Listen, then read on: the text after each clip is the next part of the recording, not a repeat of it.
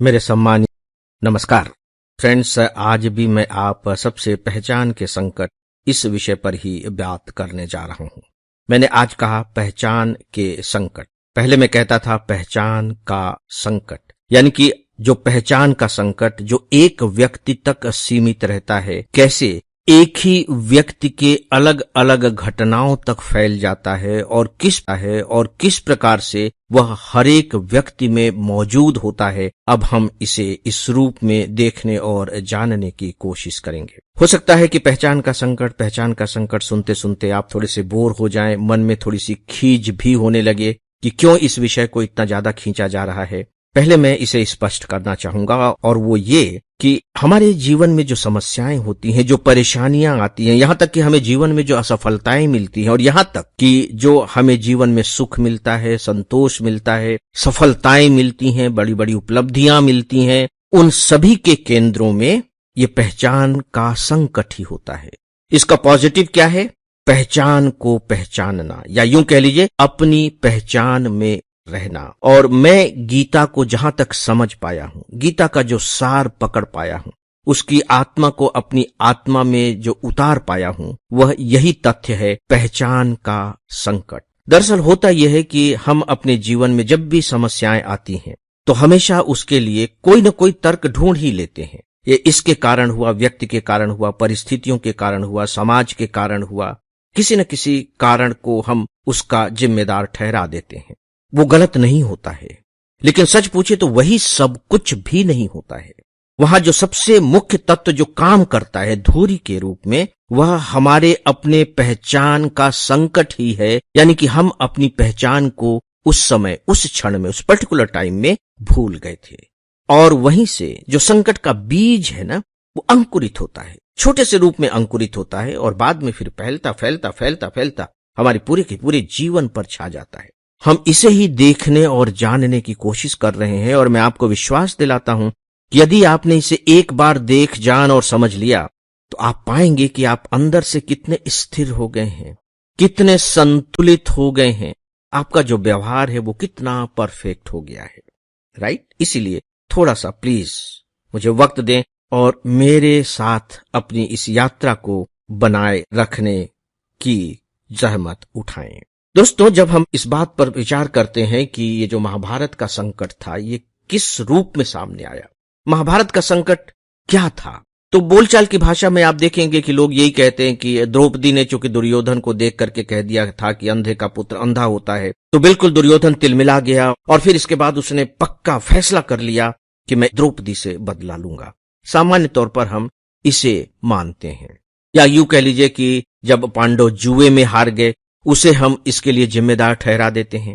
लेकिन केवल एक ही घटना जिम्मेदार नहीं होती है, पहली बात। दूसरी बात यह कि अगर कोई एक ही घटना जिम्मेदार भी होती है तो वह होती है पहचान का संकट, पहचान का संकट। और मुझे ऐसा लगता है कि पूरे के पूरे गीता में कृष्ण ने जो उपाय बताए हैं, हमें जो अलर्ट किया है, हमें जो जीवन के फार्मूले सुझाए हैं, उन सब के केंद्र में यही है कि किस तरीके से हम अपने आप को अपनी पहचान तक सीमित रख सकते हैं।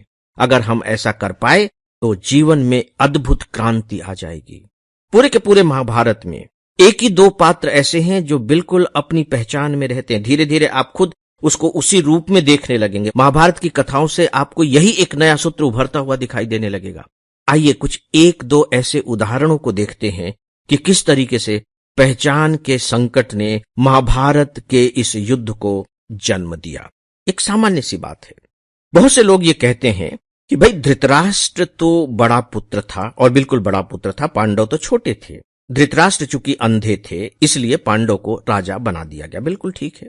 इसके बाद जब पांडव की मृत्यु हो जाती है तो धृतराष्ट्र को राजा बना दिया जाता है। लेकिन यहां हमें समझना होगा कि धृतराष्ट्र को उतने समय तक के लिए शासक बनाया जाता है जब तक कि जो पांडव के पुत्र हैं, युधिष्ठिर, भीम, अर्जुन, ये राज्य करने के लायक नहीं हो जाते, यानी कि मैच्योर नहीं हो जाते, क्योंकि उस समय वे बहुत छोटे थे।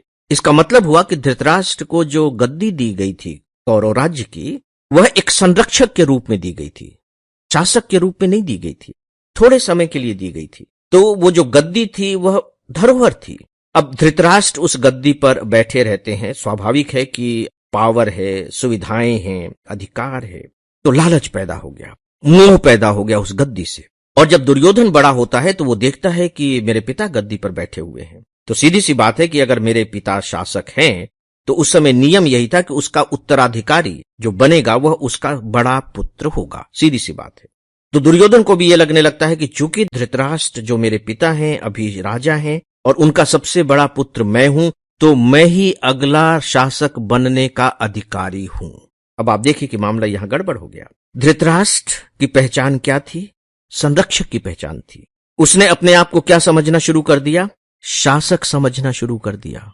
और यही धृतराष्ट्र पुत्र मोह के चक्कर में पड़ गए और इसी पुत्र मोह ने अंततः महाभारत का युद्ध छिड़वा करके पूरे के पूरे उस राज्य का सत्यानाश कर दिया। कितने लोग मारे गए थे।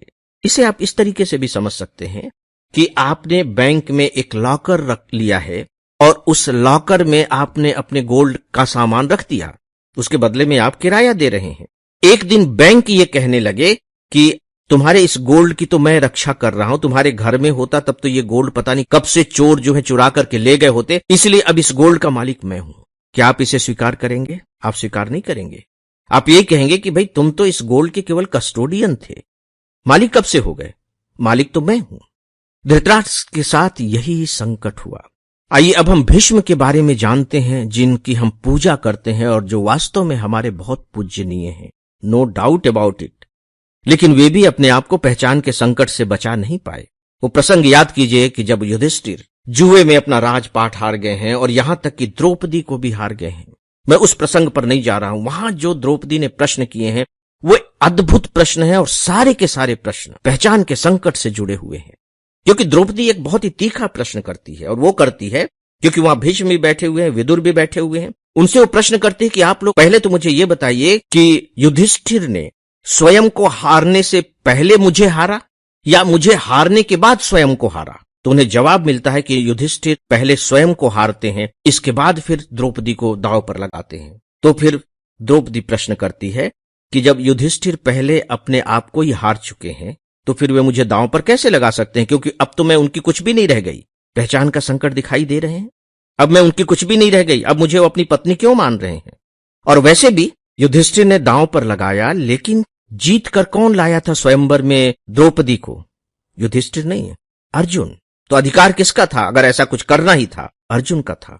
लेकिन युधिष्ठिर वहां अपनी पहचान भूल गए। तो भीष्म पितामह से द्रौपदी प्रश्न करती हैं, बहुत सारे प्रश्न करती हैं। द्रौपदी को कोई भी जवाब नहीं मिलता।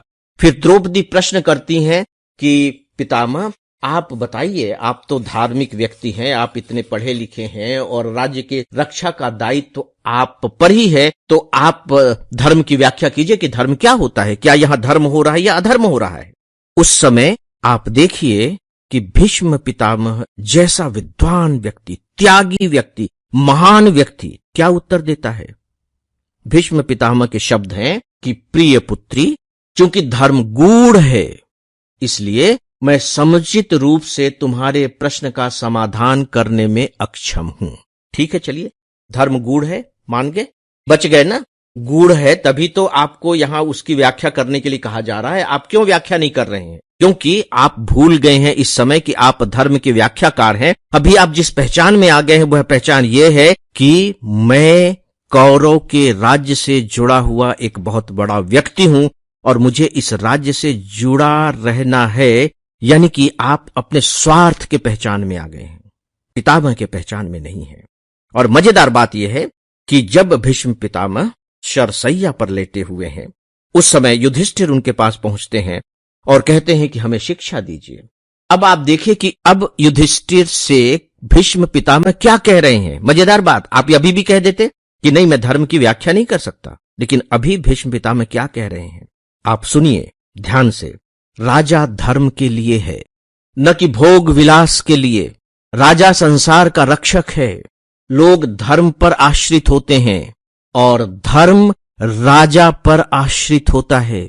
भीष्म पितामह जी, यदि आपने धर्म की यही व्याख्या उस समय कर दी होती और धृतराष्ट्र से कहा होता कि जो राजा है वो धर्म का रक्षक है, तुम्हें धर्म की रक्षा करनी है, तो बात यहां तक नहीं पहुंचती। तो भीष्म पितामह वहां कुछ कह रहे हैं, यहां कुछ कह रहे हैं, वहां वे अपने स्वार्थ से जुड़े हुए हैं, लेकिन शरशैया पर लेटे हुए जीवन के अंतिम क्षणों में अब उनका स्वार्थ ही क्या रह गया है। जब वो अपने स्वार्थ से उबरते हैं तो अपनी सही पहचान में आते हैं, और जब सही पहचान में आते हैं तो सही बात कह रहे हैं। ऐसे और भी बहुत से प्रसंग हैं जो मैं आपको बता सकता हूं। हो सकता है कि अगले अंक में कुछ मैं और ऐसे प्रसंग आपके सामने रखूं, ताकि आपको इस बात पर यकीन हो सके कि यदि महाभारत का संकट पहचान के संकट से जुड़ा हो सकता है, जिसमें इतनी सारी कथाएं हैं, इतने सारे पात्र हैं, तो फिर अपने जीवन के तो हम इकलौते ही पात्र हैं, और हमारे जीवन में तो उतनी सारी कथाएं भी नहीं हैं, तो यह हमारे ऊपर भी लागू हो सकता है। मित्रों, मेरी इस बात पर आप सब गंभीरता से विचार करें, पूरी संवेदनशीलता के साथ विचार करें, और मुझे अनुमति दें समाप्त करने की। नमस्कार।